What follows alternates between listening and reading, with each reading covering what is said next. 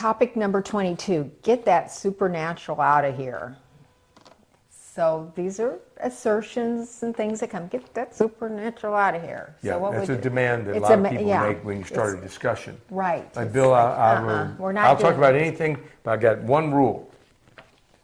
No supernatural. Yeah, especially the atheists, they're very opposed to the supernatural. Yeah, because, for them, it's lunacy. Yeah. And I'm like, okay, let me explain to you. Let's just think about what you're saying. Mm-hmm. So normally I'm going to go and say, okay, let me think about this a minute. Mm-hmm. Let's just tell me how you think things happen then. I'm just going to make them defend their own faith. Yes. So the guy thinks he's doing me a disservice. He's not. Mm-mm. But for this exercise, that won't come in till the end, probably. So we're going to just run through here since. Print out the PDF because it has a whole lot of really helpful direct quotes, and there's a whole discussion in the back here. I was noticing that really it does a walkthrough on some of this that we'll probably not hit on real hard. Like what a real conversation might sound like, kind of idea. I liked it. I really liked it. But these are all what we're going to. Okay, for example, this one is by Christopher Hitchens, who is an atheist. What can be asserted without evidence can be dismissed without evidence. Yeah, that's the old famous Hitchens razor. I may have said it elsewhere in these tapes. This is where you're supposed to just quake. You're supposed to just start to tremble because it's such a ferocious idea. It's the stupidest thing in the world. I mean, these guys will say to you, that's Hitchens razor. Like that's going to really cut you through, right? Oh, gosh. That blowhard business shows up all the time. Look, let me ask you if this is a fair thing. Okay. I like this quote. What can be asserted without evidence can be dismissed without evidence. I'm going to utilize it. When you start trying to tell me that your world is only the natural things, the first thing that's going to come to me is I'm going to say, let's see, tell me how something becomes something from nothing. Give me the formula that you have for nothing becoming something. And then whatever the guy says, I'm going to say to him, why don't I just use Christopher Hitchens' quote on you? What can be asserted without evidence can be dismissed without evidence. If you have no evidence of how nothing becomes something, shouldn't you be worried about Christopher's snide remark here? Yeah. I'm not going to worry about it, but you have to be, right? And so that you can twist those things around so easily when these guys have such a lame position that nothing becomes something, okay? Try number B. And this one's by Sam Harris, an atheist. If someone doesn't value evidence, what evidence are you going to provide that they should value it? If someone doesn't value logic, what logical argument could you provide to show the importance of logic? So let's suppose I was dealing with the same subject. Okay. Something from nothing, something happening by chance. If someone doesn't value evidence, I'd say to Sam, meaning what? There's things you can't explain, right? Right. You don't value any evidence, Sam. You've got nothing becoming something all the time. You're the guy who's illogical. You need to look at your own quote, Sam, and start saying, look, I've got an issue. I'm illogical, because he just is.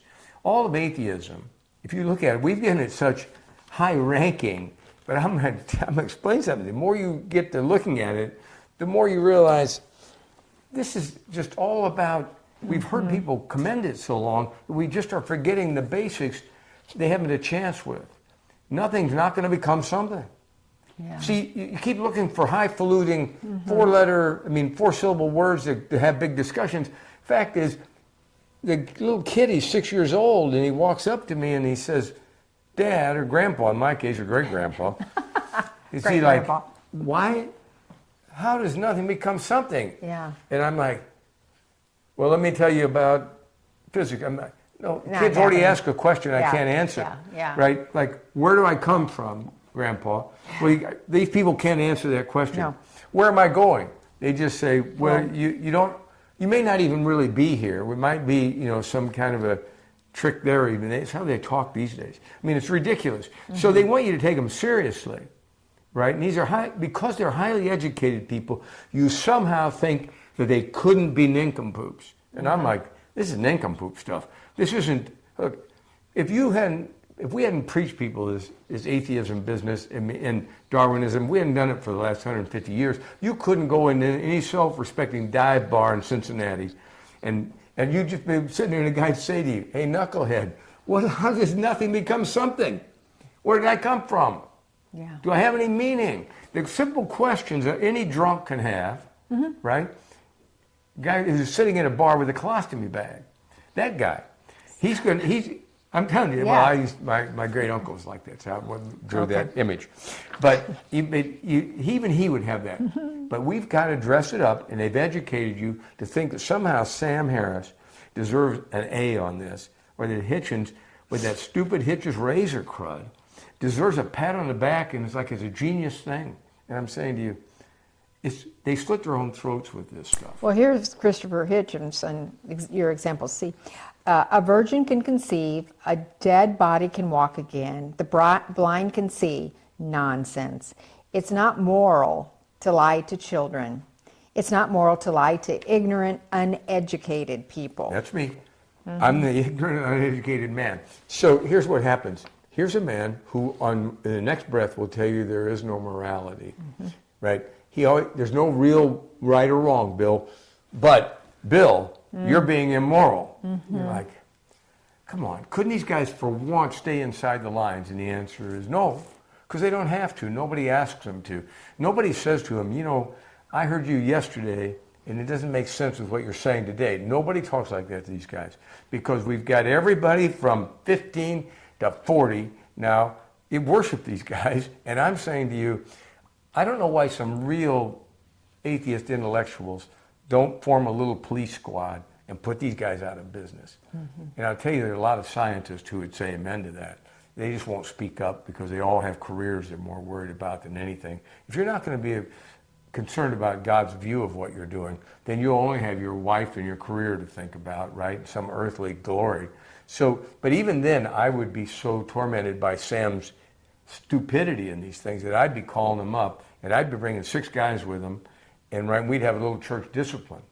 Well, I think you were one of that club member at one point, and and on that stupidity I've list. repented of all that. Yeah, Yes, but actually and I own up to logic. that. But logic kind of played into some of this when Well, you started listening to some of the realities and researched some of the real truth of all the other. Really, when I started really thinking it through, simple propositions like what does chance do and doesn't do. Yeah, I mean, it's just hard logically to put your mind and around cause it. and effect and things like that. I realized I can't adhere to this nonsense. No, it's a fun idea if you just want moral freedom. If you want, and just do what you want and be your own person, do your own thing. If you want immoral freedom. Yeah. Yeah, if that's what you're after. That's what I mean. Yeah, just that's what you no get. morals.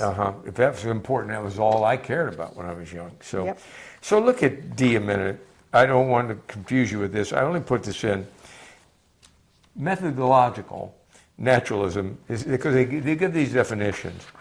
The exclusion of all of the supernatural from all discussions. Okay, so you're like, well, how, isn't that the same? I'm saying to you, these are the dog kennel again. All these guys are they're in the dog section, right? Okay. But they got different breeds of dogs, and they're Okay. real touchy about it. See, so metaphysical naturalism, it's anti-supernatural. Well, they all are anti-supernatural, but they want to advertise They want that. to say it. Same with anti-supernaturalism. They mean I'm really anti-supernatural. I know you couldn't get in. I mean, you couldn't get in the same boat with a metaphysical naturalist. Nope. Now, he and I are in different. No, you're not different. Okay. I mean, it's just ridiculous. But I put them in here because It's good to see because this is part of the whole fun. well, they're all wearing like different colored vests. Well, to the and same they love convention. the big words. Yeah. You know that you're just like. See, then why couldn't you just be, if everybody believes in that, couldn't we just call ourselves naturalists? No, because we've got to have little ribbons on our button. They all got to have, because that's the only thing that gives them any individuality. And so they're real staunch about the individuality when they doesn't serve any purpose Right. in their world. Now, I'm going to get the one I was interested in is E. Okay. So implicit bias kind of does this. I'm making the statement that it ruins science. And I've said all along, scientists, if the real scientists don't stand up, these guys will be the ruination of the idea of science.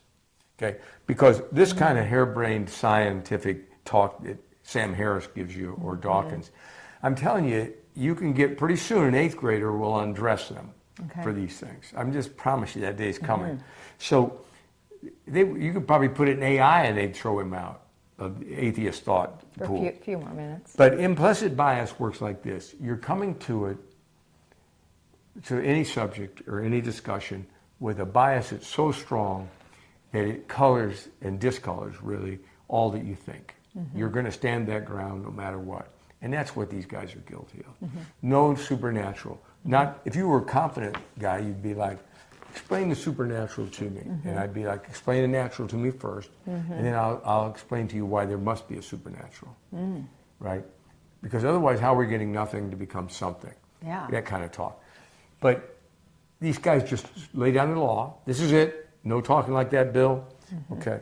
So you're relegated to investigating their line of thought, which is fine with me. I'm saying in today's world, that's where I end up all the time. They don't care what I think. I do care what they think, and I want to dismantle what they think. Okay, that's my reasoning. Now, here's a guy who followed this. He was a very famous atheist.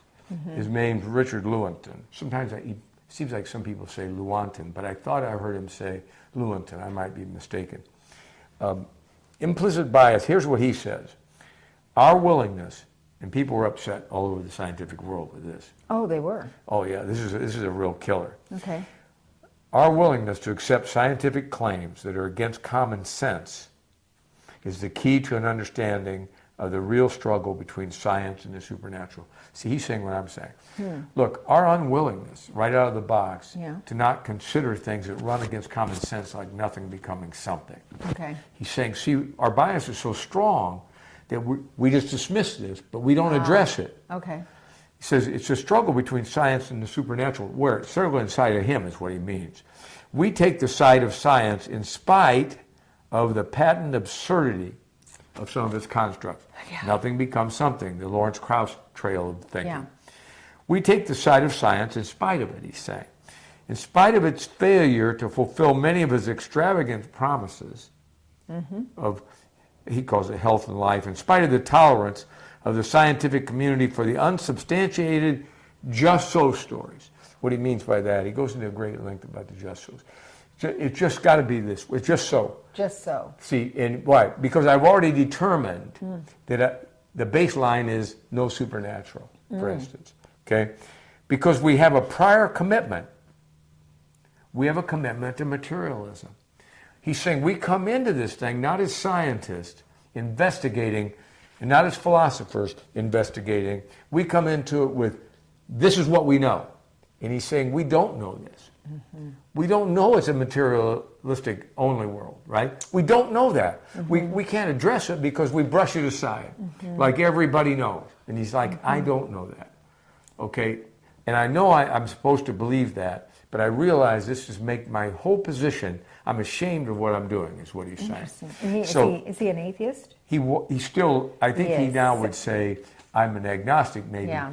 But he's thinking it through from that perspective. But he wrote this perspective. article, and he caught all kinds of Oh, I bet flack. he did, yeah. But it's really true. You see, you'll see a guy like Darwin, and he'll say, a scientist ought to have a heart of stone. He should have no wishes, no desires, no affections, one way or the other. You just perform your science, and wherever it falls out, you're happy with it. And then you hope it changes tomorrow because you're moving forward with new evidence. And then all Darwin did was prove he didn't believe it. Oh, but in the next 15 years of his life.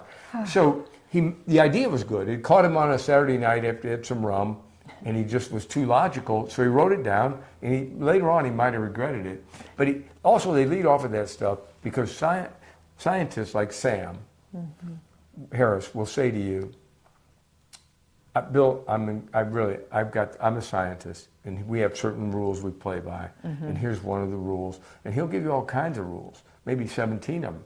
But if you come to this materialism bias, he'll just balk. He'll just tell you, what are you coming from? You got no. That's why it's very good to say to him, well, what about Richard Lewontin? Can we look at what he's saying? You tell me where he's wrong. He has some standing. Let's look at his credentials compared to yours, Sammy boy. Right? So those are the kind of things that you end up doing and saying, if you're reasoning, keeping people in it. See, do we ever have such a bias that we can't hear the other person? And I can have that. I can be guilty of that. I was going to say, people would careful. accuse you of that. Yeah. But I would say, if you can explain to me the rational position I can take for materialism only, I'll listen to you. Sure. I've got the freedom to do that. Now, do I have a bias towards the supernatural? Of course I do. But I know how to keep that to a minimum in a discussion. I'm not sure these guys do. Right. Otherwise, you wouldn't get the stupid Hitchens razor business going. Now, and that's why I always throw in Chesterton here. When a man stops believing in God, he doesn't then believe in nothing. See, that's what you're thinking it's going to. He believes in anything. And that's why we have this. And everything. We have everything, Yeah, every anything, kind everything. of dog in the world inside of that kennel of atheism. Okay. Now, I just want to skip over, if you would, Lois, to J and L, and these are going to be two Stephen Hawking ones. And I want you to see how these people tie themselves in knots. Brilliant men, because they just got this implicit bias to materialism. And so he no matter how foolish he sounds at the end of this, the college students still cheer, and he felt satisfied. He's dead now, but I mean, to me, it's just like I pity the guy. Yeah, so Stephen Hawking says in J, because the law of gravity exists, the universe can and will create itself from nothing. Because the law of gravity exists, the universe can and will create itself from nothing. I mean, talk about nonsensical statements. Because the gravity exists? Yeah, the law of gravity, not gravity even. The law of gravity. And so, you know, is it something? Is it that the little something? The law of gravity only describes gravity. Right. And then you have to tell me how gravity fits in when there's nothing. Yeah. But he can't address that, so he doesn't. And his answer is going to be, eventually we're going to find the answer. And I'm saying to you, that's just blind faith. To build your whole religious system, which is what he has here, on that kind of a foundation, well, you wouldn't accept that if I tried that. No. It's just nonsense. It's rational to believe that the supernatural can create something out of nothing. Right. It's irrational to think that materialism can account for it. It's just, it's ridiculous. Nothing. So go right to L and see what he says. So this is Stephen Hawking again. I think the universe was spontaneously created out of nothing. Don't you love me where he says that? So what he's got here is he's got nothing, I think and yet he's got the universe. Just the nothing, spontaneously. because what is the universe that doesn't, there is no universe if there's nothing. So if you allow that nothing is his universe, then he's got nothing spontaneously creating itself. And you're like, Out of nothing. You'd like to be able to come up with self-creation. You can't really do it in there. I mean, but here's this famous man, because of his implicit bias, this is where materialism left him with. Right. And you're saying to him, this was a little bit embarrassing for a guy of your intellect, you know? To me it is. Now here's the one I told you. A scientific man ought to have no wishes, no affections, a mere heart of stone. This is Charles Darwin himself. Then the next one. The mystery of the beginning of all things is insoluble by us. Right? And I, for one, must be content to remain agnostic. So what he's saying is, Bill's got me by the toe. I can't explain where we came from. So I'm going to say to Bill, for now, there's just enough evidence for me to take a position. And I'm saying to him, then don't build on that I don't have a position thing, right? So here's what he tells you. I don't have a foundation, but I'm going to build on it. Now, because I own rental houses, if a guy tried that on me, I'd be like, we're not going to have a foundation, but you're going to build on it. I'd be like, I don't think that works. But these guys do it all the time, and they act like that will pass any kind of thinking test. I'm like, no, you can't have that. You've got to make more sense than this to me. You know, but again, you don't, when you're these guys, it doesn't have to. Here's O. I think the universe was spontaneously created out of nothing according to the laws of science. He's got the laws again. He still doesn't know that laws describe things. He's always given them the ability to cause things. Every time you run into that, and I'm going to run into it in a minute, that's what they're guilty of. Okay? Now, remember, he's the same guy who told you it is spontaneously created out of nothing already in the last breath. Now he's got, it's created out of nothing according to the laws of science. Adding science to the... I mean, yeah, it's just, it's sad. Hard. It is sad. So let's skip a bunch of this. It's good. This is actually very good if you read through it, right? Because I'm going to deal with a little bit more of that real interaction. I want you to go over to the page, option D, eventually. Go after, what comes? A, B, C. D. It'd be right after C. I lost it I in don't know this where it is. big PDF. No, I think you haven't gone far Well, enough. you go on ahead this. and read it. You got a page with option B at the top. There it is? Well, then there you go. Okay, All right, so tuned in now? totally. I love you. Okay, now, I'm saying to them, when you're in a conversation, you say, well, Bill, how does it ever bear fruit? Yeah, I'm why like, are we even talking about this? Well, because if supernatural? I say to you, if you're an atheist, a guy who Yeah. thinks he is, and I say to you, okay, so let me talk about naturalism.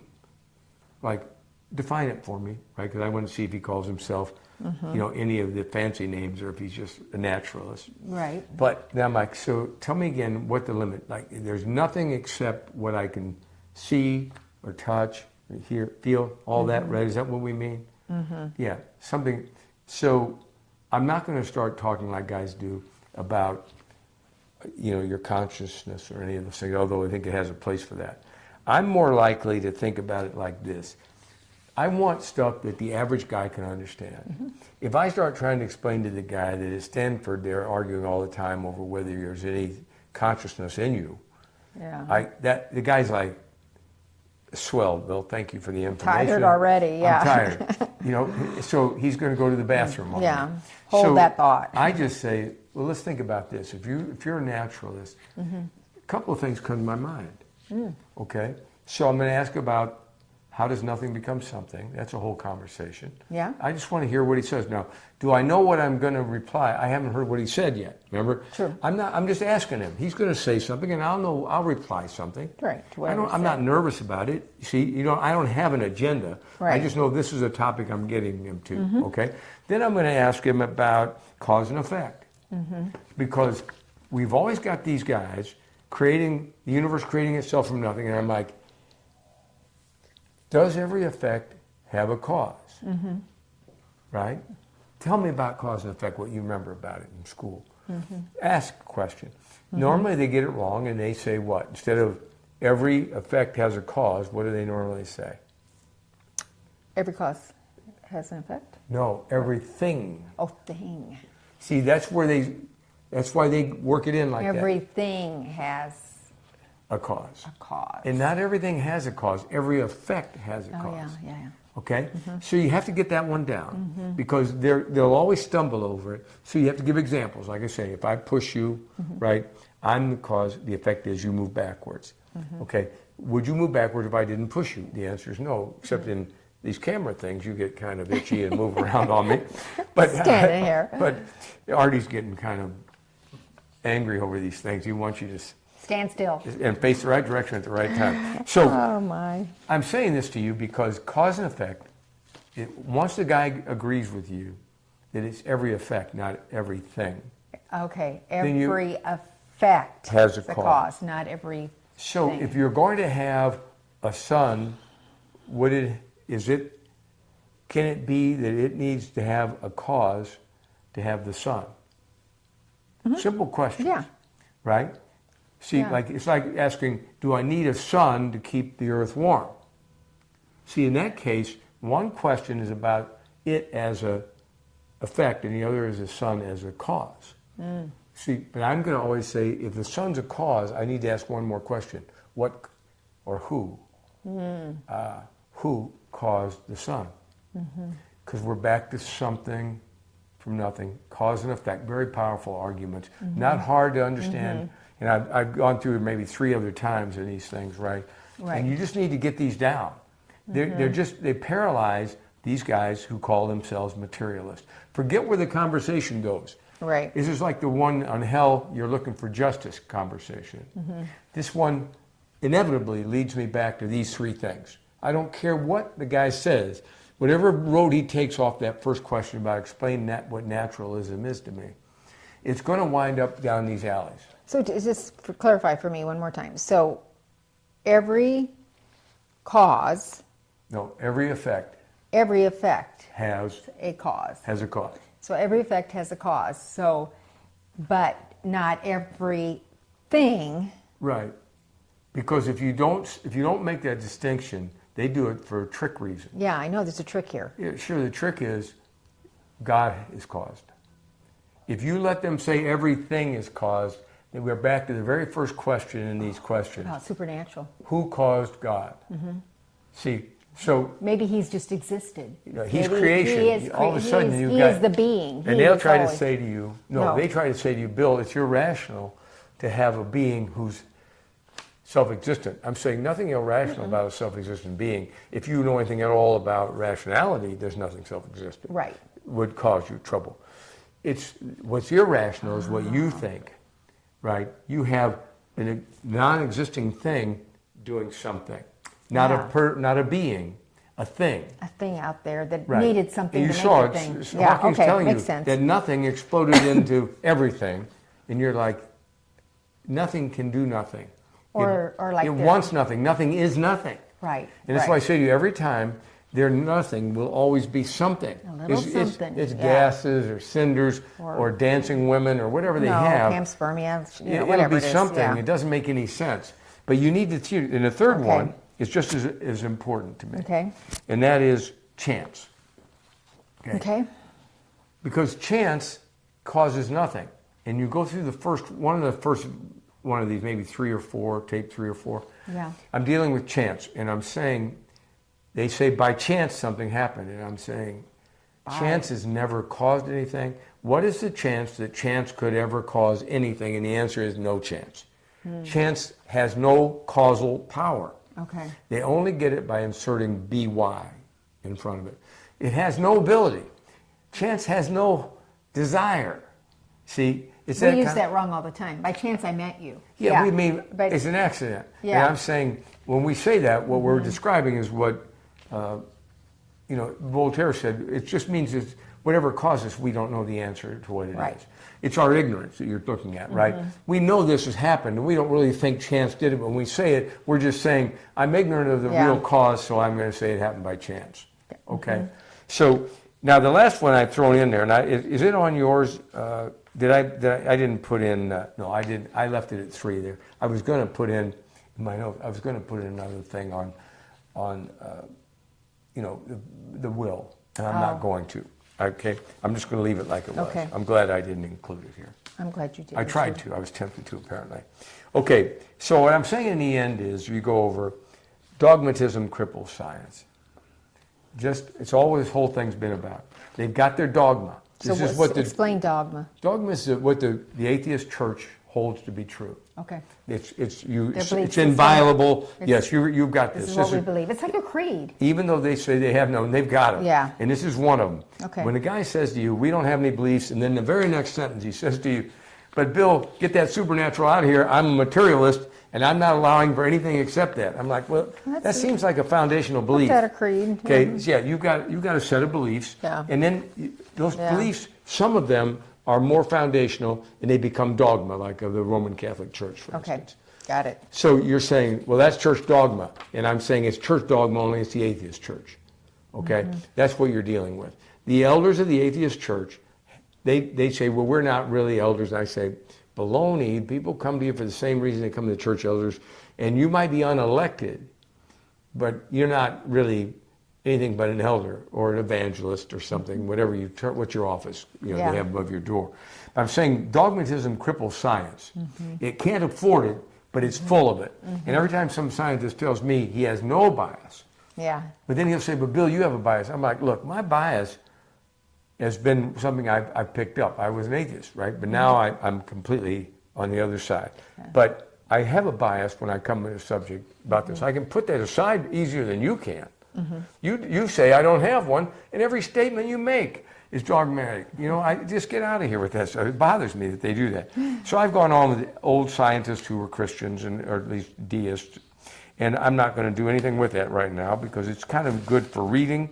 I just want to get down to the one on this page, miracles, really, on the bottom. Okay, so this is some of the supernatural stuff that you and I because would it's- believe in, Sure. and they would like. So all atheists, it says, would-be atheists and pretend atheists crying out, give us reason, give us rationality, will in the next breath swear undying allegiance to something from nothing or having effect without a cause. They are a wearisome tribe. What I'm trying to say to you is, I don't want you to go through this. I go through there how many people are resurrected from the dead and the proofs for it and those kind of things in the Bible.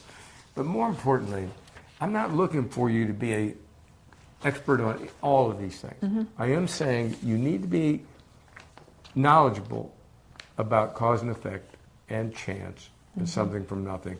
And they will carry you through against almost anybody with a PhD. These guys are not well armed. This position they're holding of materialism only is such a lousy position. It can't account for the basic thing of why is there anything at all?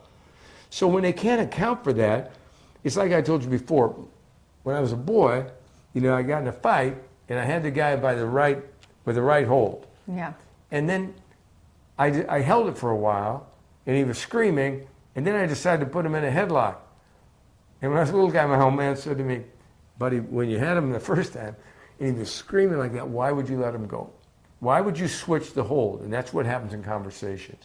You have the guy trying to explain something from nothing, and he can't do it, and you move right off that topic. Right. Just because he's uncomfortable. I'm like, no, wait a minute. Maybe, does this help you? Like Lawrence Krauss says, we're this close to finding out what nothing is. Does that help you? No. Oh, No. well, I was trying to help you. I'm trying to tell you what your elders are saying. Let's look up what Sam Harris says about something from nothing. Maybe Sam's got some help here. I want to go right to those quotes by these guys.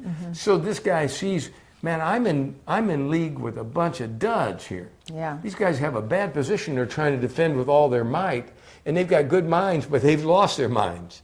Okay? And I'm saying the average Christian can learn just those three things I'm talking about and control every one of these narratives, not to win, but to open the door to persuasion. If you take away what the man's foundation is, right? These are my foundational beliefs, and Bill Moore pulled them out from underneath me. That opens you up to talk about, well, what's the alternative? If you have one of those thoughts, you might very well find yourself considering what people have known forever.